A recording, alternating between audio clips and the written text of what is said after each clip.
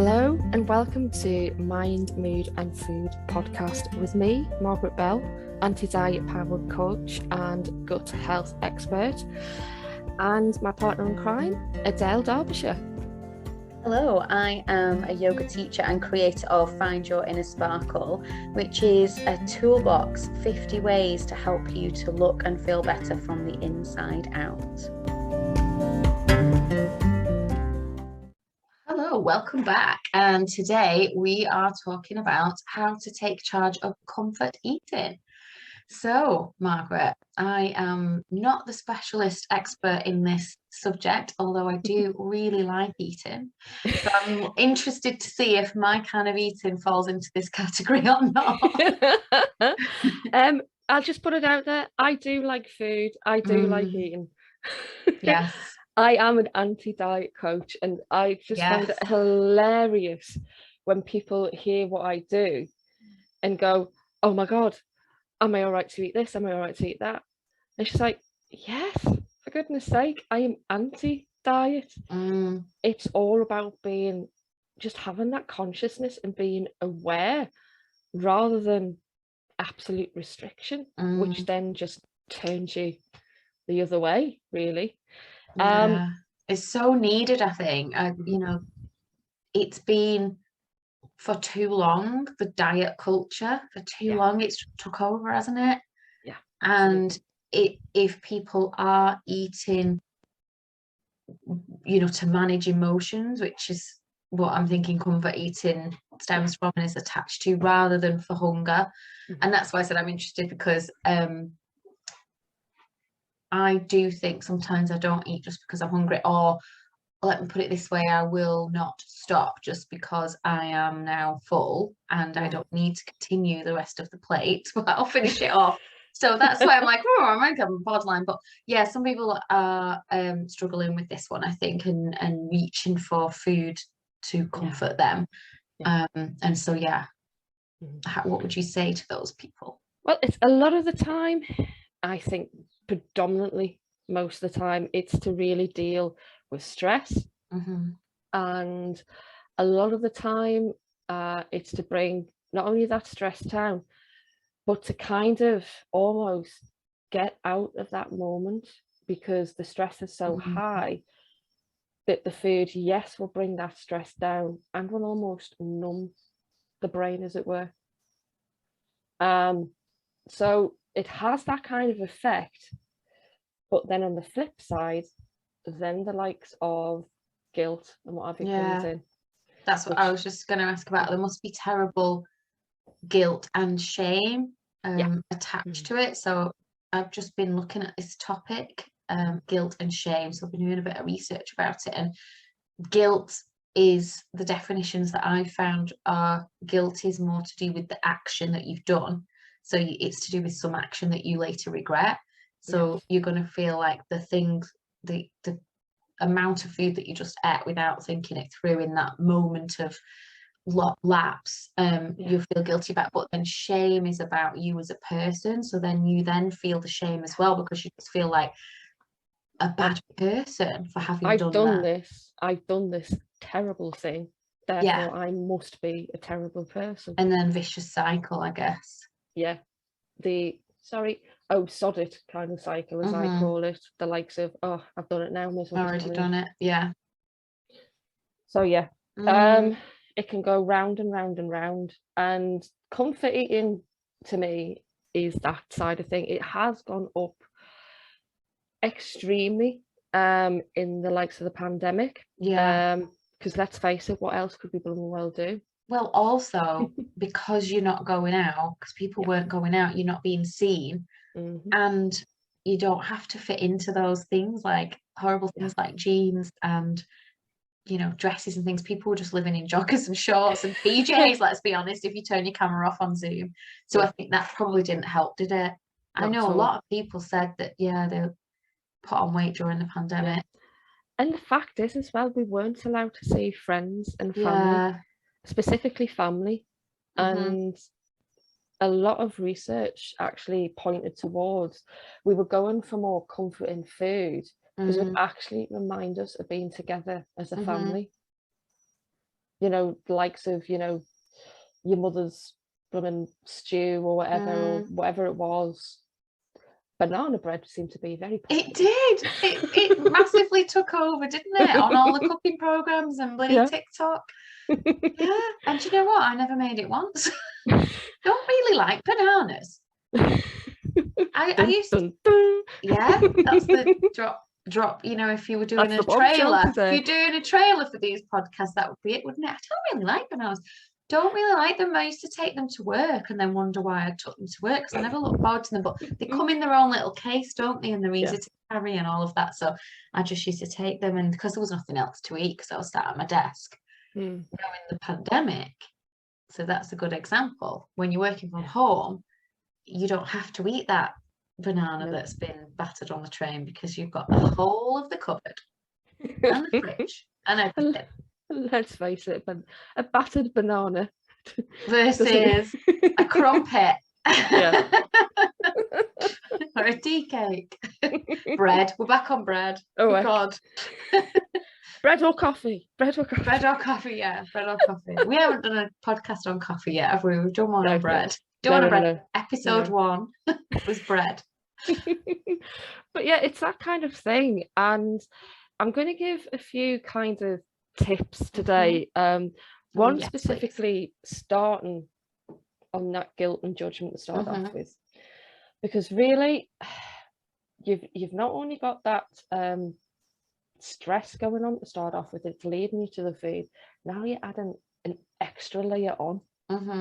So it's like 2 layers of blooming stuff that you've got to carry around on your shoulders. So how I do this with clients is basically think of it as in a third party, or even better, if you can, just start floating.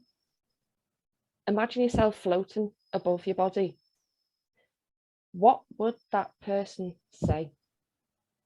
How would that person react to that guilt that you're giving yourself? Yeah, so, I always say this, like, be your own best friend.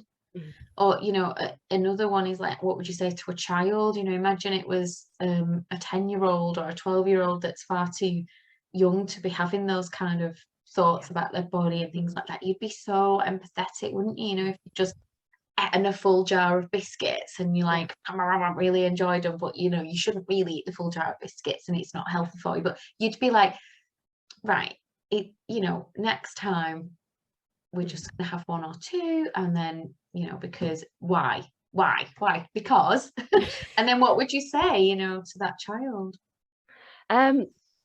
How I'd start it basically is that kind of, okay, let's take this from a third party point of view. What would that person say to you in regards to guilt? And if it is that thing about, okay, I've had that whole packet of crisps, biscuits, whatever it is, next time when you feel yourself even just reaching for it, what will this food do for me right now? How will I feel once I've eaten this? Yeah. In about half an hour or an hour? I think that's the thing, because my mind, when you said, what will this food do for me right now? My mind went, oh, it'll taste really good. And it just did. So if I'm thinking it, everyone else might be thinking it too, because that's why you want it, right? Because it tastes good.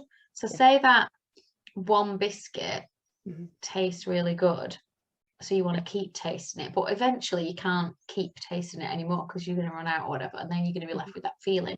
What did I hear recently? It was somebody on something like a TikTok, and it was something like, remember, you know what it tastes like, because you still know what it tastes like, so you don't have to eat it 10 times, 20 times, 30 times, because you know. I remember what a custard cream tastes like. I remember, you know, and it is gone in a moment, isn't it? The taste is gone in a moment, but you're left with the calories and the fat and the sugar for much longer in your body, and it's doing that damage. And then on top, like you said, the guilt and the shame. So yeah, that's really useful, because it's to think, what will it do for me in the moment? You might be like, well, it's going to make me feel good and I'm going to get the sugar high, and it's going to, but the key to that is, and then half an hour after, isn't it? if you can just think that far ahead in that moment, because it's a bit like, I'm thinking of it a bit like if you're addicted to alcohol or drugs, the same, isn't it, with sugar? So in the moment, it's very difficult to think rationally like that. Is there any other things like you could, I don't know, like put a sticker up, so you know, like something that would remind you of that, how you feel afterwards? I don't want to like make people more ashamed though. You don't want to like put things on that's going to make you feel bad, but I get people basically just to put, am I hungry? Even just those 3, yes, they are 3 words. See, perimenopause brain. Yes, just saying those 3 words, because a hell of a lot of the time, and I probably think all the time, if we are comfort eating, we're actually not conscious. We're not in the conscious mind, we're in the unconscious mind. Almost absent-minded. You could also absent-mindedly grab for the crisp and have eaten them whilst you're watching TV, and you've not tasted them. Which comes back to that mindful eating. So if you are going to eat the crisp, at least be in that moment and know that you're enjoying them. And then if you do that, if you slowly mindfully eat rather than shoveling it down, you're less likely to eat the 5 bags of crisps, then, aren't you? You're more likely to say, oh, I really enjoyed them, but one's enough, and I now know what they taste like, and I don't need to eat 5 of them. Yeah, exactly. It's bringing that consciousness back in, so you can base your back in charge, rather than, as many people say to me, I'm out of control. Food is actually in control. That isn't necessarily true. You are still in control of it. It's just that you're using your subconscious mind when you're eating, rather than your conscious one. And do you think people reach for the food, is boredom, is that linked with comfort eating? Oh, or is that something different? Linked. It's all completely linked, because it's still an emotion, and 9 times out of 10 when it's to do, actually 10 times out of 10, what am I talking about, 9 times out of 10, you go for something that is gonna, either stop that boredom, reduce our stress, give you comfort, and fruit and veg ain't gonna do that. Unfortunately. No, not a nice plate of carrots and hummus. I love that. But it's not a comfort eater. In that space of time, high carbs, high fat, high sugar. So absolutely, the likes of boredom eating, that's what you're going to go for. So it's all to do with and foods like, I think we've talked about before, what about chocolate? Because that's the chemical makeup of chocolate, because that's something that people probably reach for comfort, isn't it? It's that silky type texture as well, that, it feels a bit luxurious as well, depending on the chocolate that you're reaching for. Your chocolate of choice. But a lot can be said about the reward factor as well. How many times as a kid, if you do this, I'll give you this, or you've done that, here's some of this, that kind of thing. Well, we do it because of birthdays and stuff as well, don't we? And we're conditioned to that, if it's Mother's Day or Father's Day or Christmas or any social occasion, it's all food, isn't it? Yeah, absolutely. So to celebrate. So celebrate if you feel like you've achieved something or done something good. You like break out the food, don't you? So it is just bringing that consciousness really back to the forefront. And I often ask clients, going back to the guilt, right, do a brain dump, get this guilt out, walk away. And this, when the third party comes in again, come back to that as your best friend or a third party that doesn't know you. How would they react and tell you to what you just said there? Almost like, as I put it to one client, shaking off the winter coat. Which is quite a powerful affirmation for her. Yeah. So there's different ways you can definitely do it, but there's 1 or 2.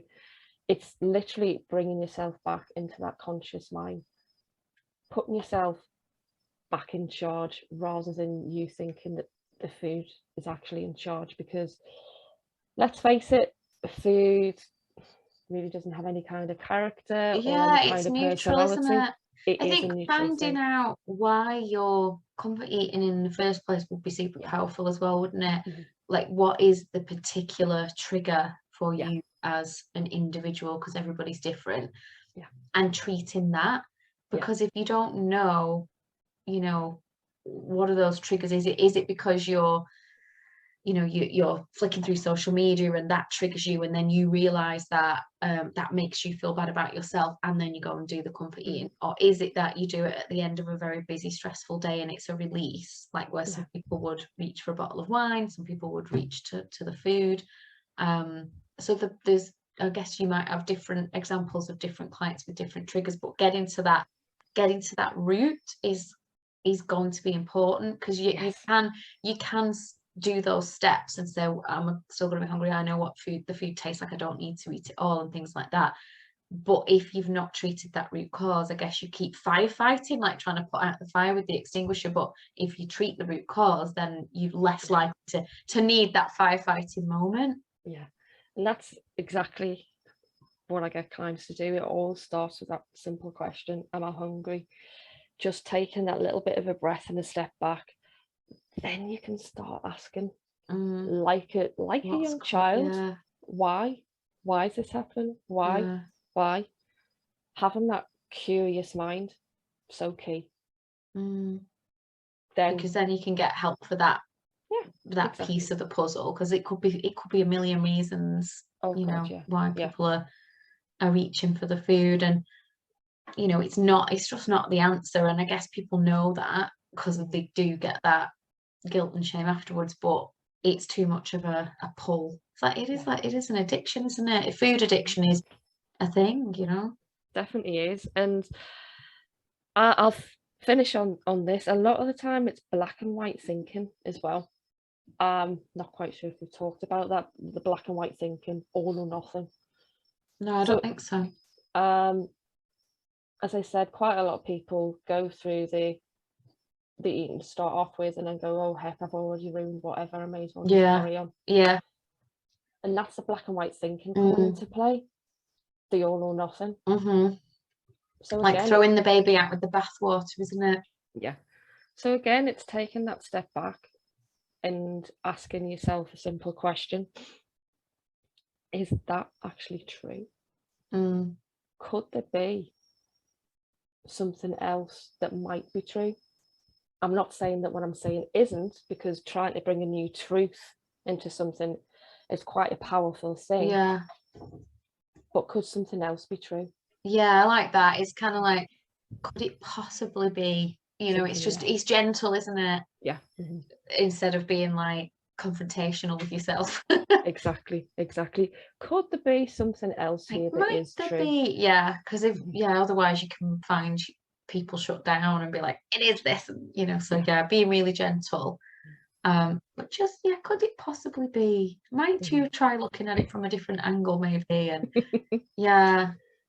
and so, not ruin everything. It's like that thing I was just saying about Father's Day, Mother's Day, birthdays.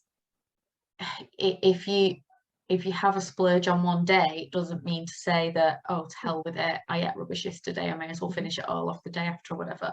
And it's the same, I guess, with one night of binge eating or going over the top, rather than letting that become every day for like a week.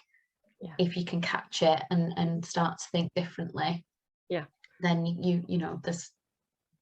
there's hope then for the rest of that week, the rest of that month, and you can get back on top of it. Small, easyable, digestible. And